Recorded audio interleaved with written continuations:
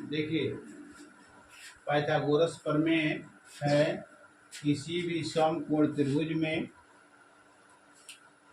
किसी भी समकोण त्रिभुज के कर्ण पर बने वर्ग का क्षेत्रफल से दो भुजाओं पर बने वर्गों के क्षेत्रफलों के योग के बराबर होता है।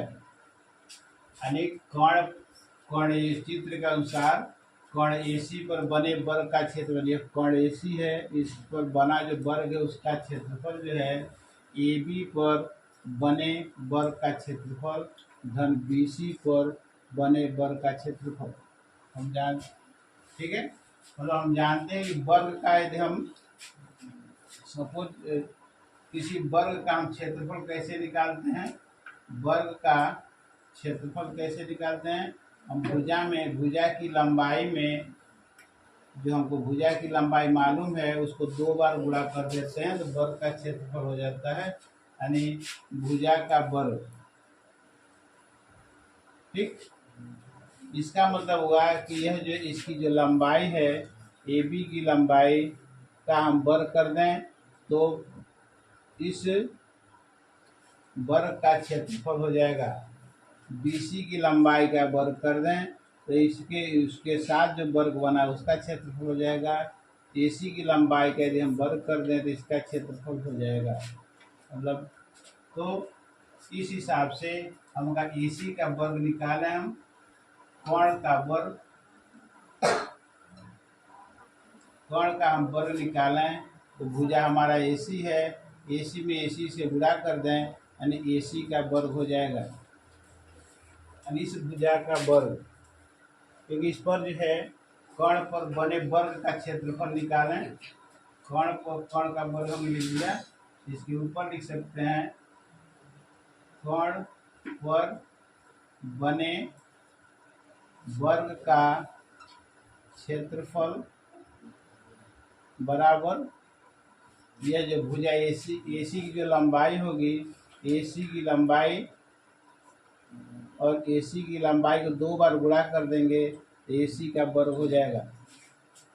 ठीक है, उसी तरह से भुजा BC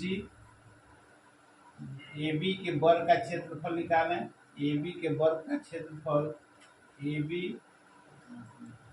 AB पर बने वर्ग का क्षेत्रफल निकालें, AB पर बने वर्ग का क्षेत्रफल हो जाएगा हमारा AB की लंबाई को 2 बार गुणा कर देंगे, AB गुणे AB बराबर AB का वर्ग।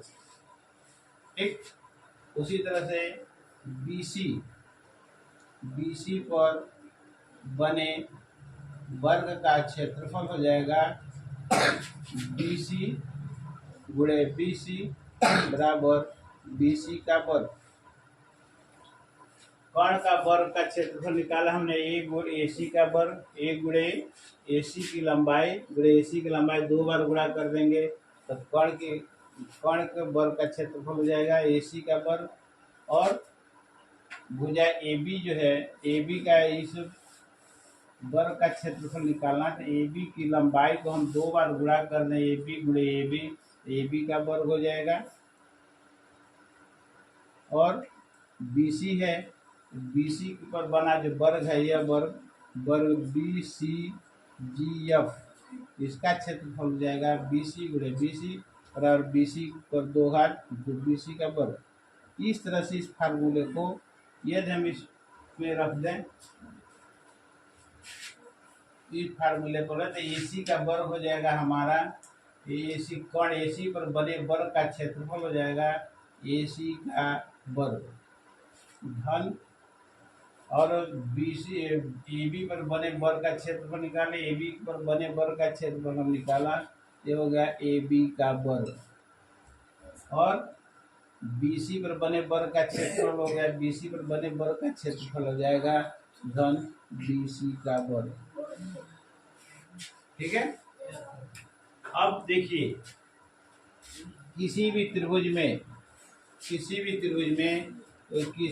त्रिभुज के किसी शीर्ष से उसके सम्मुख भुजा को, जैसे ये शीर्ष का नाम ये रखें कैपिटल लेटर, इसके सम्मुख भुजा को स्मॉल a नाम रखते हैं।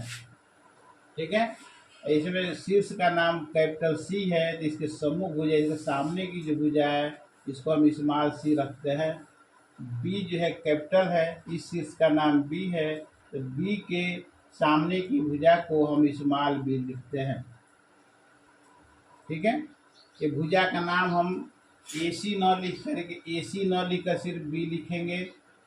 ए बी न लिख कर सी के सामने की भुजा स्मॉल सी हो जाएगी, और बी सी की भुजा, बी सी भुजा की लंबाई जो है हमारे इस शीर्ष ए के सामने है, तो स्मॉल ए हो जाएगा। तो ए सी को हम लिख सकते हैं फारिश के हिसाब से, बी सी का वर्ग, बी का वर्ग स्मॉल बी भुजा बी हो गया, स्मॉल बी का वर्ग बराबर ए बी का वर्ग में हो जाएगा सी का वर्ग धन ए का वर्ग। ठीक है, अब इस हिसाब से हमारा हो गया ए सी हमारा क्या है, कोण। ठीक है, इसमें ए सी क्या है, कोण। तो कोण का वर्ग बराबर आधार का वर्ग, ए बी जो है हमारा लंब हो गया, इसको हम लिख सकते हैं लंब का वर्ग धन बी सी हमारा है आधार, आधार का वर्ग। ये हो गया। ये सामने की भुजा को, 90 अंश के सामने की भुजा को कोण कहते हैं, ये नीचे वाले को आधार कहते हैं, और ये जो परपेंडिकुलर है इसको हम लंब कहते हैं। ठीक है, तो एक तरह से हो गया कोण का वर्ग बराबर लंब का वर्ग धन आधार का वर्ग। ठीक है, हो गया। पाइथागोरस प्रमेय का सरल रूप हम लिखें तो लिख सकते हैं, देखिए किसी समकोण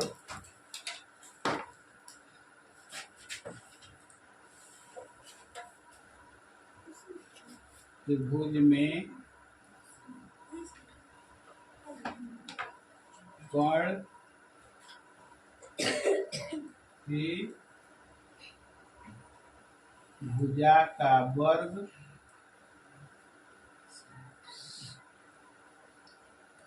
शेष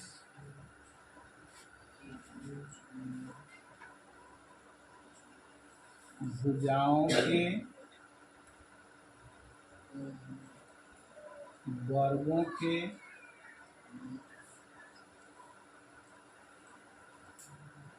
योगफल के बराबर होता है। मतलब